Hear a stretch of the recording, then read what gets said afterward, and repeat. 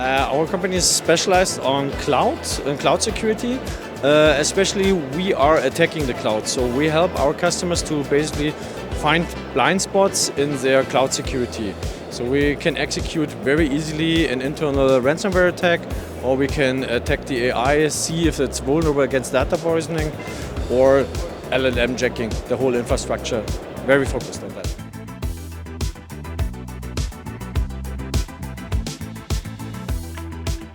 For the next years, well, it's the cloud.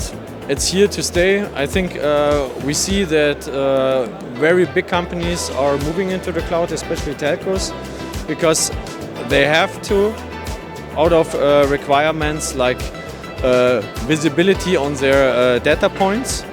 For big companies, I think cloud is something they will anyway use. Smaller companies, we see that they are also moving, most likely into a cloud switcher from a local service provider. So my perspective is good. The speciality I do is also something which is needed. In Europe we have the Digital Organization Resilience Act. The R is actually something we are supplying with the attacks, because the banks can show that they are resilient or resistant against attacks.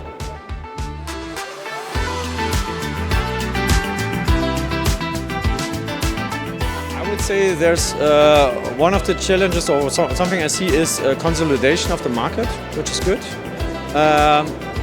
Another challenge I see is that the budgets, due to the economic downwind, also went down.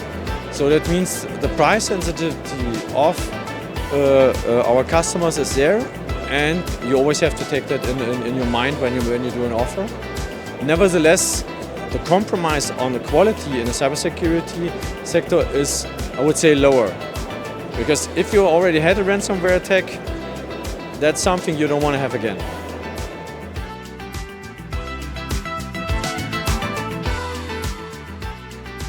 So first of all, I have to say I'm not really going with that framing of the question.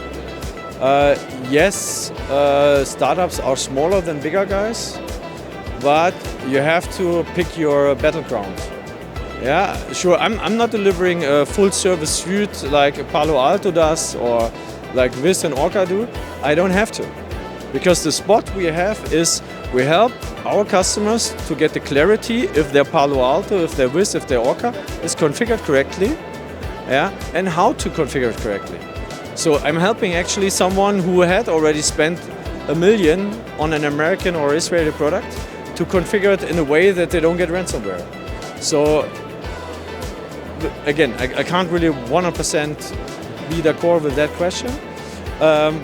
Out of my perspective, what I see, and I can speak just for the German market because we're from Germany, what I see is that companies are a little bit more hesitant to buy products from startups, especially if, let's say, the thing they want to protect is very, very close to their heart and is very, very important to them. Yeah? So there was an article last year in the German business newspaper Handelsblatt. The German companies are investing 10 billion euros into cybersecurity and zero in startups. Yeah? Again, I believe if you have the right spot, the right gap, they will go for it. Because if they don't have any other solution who can cover that gap, then I try out the startup, right?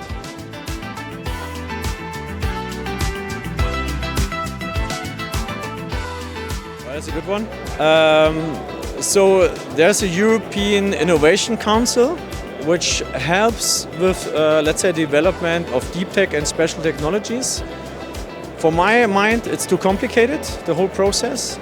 I also would wish for more companies or more funds deployed in the seed stage, Series A, so the early stage of a company, because especially with innovative and deep tech, it takes longer until you have a product. So if Europe can help with that, that would be tremendous and great.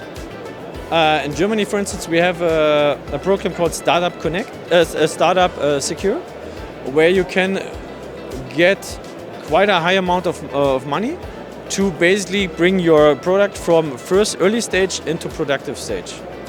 Something like that would really help, especially with the smaller companies with very innovative technologies.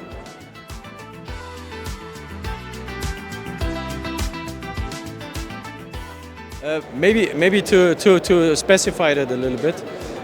Yes, the money is needed, it helps, but also it would be good if the investing party or also the European Union, doesn't matter, have the possibility to match startups with corporates who have the problem. Yeah, so let's say like a trusted entity between the startup and the corporate, and that entity gives the corporate the possibility, or let's say the confidence to try out the startup, because sometimes it doesn't need more than a tryout. And then you see, okay, the product, they're not just talking, they're really delivering. And if you have something like that, that would be also of tremendous help. Yeah? Money always helps, but connection too.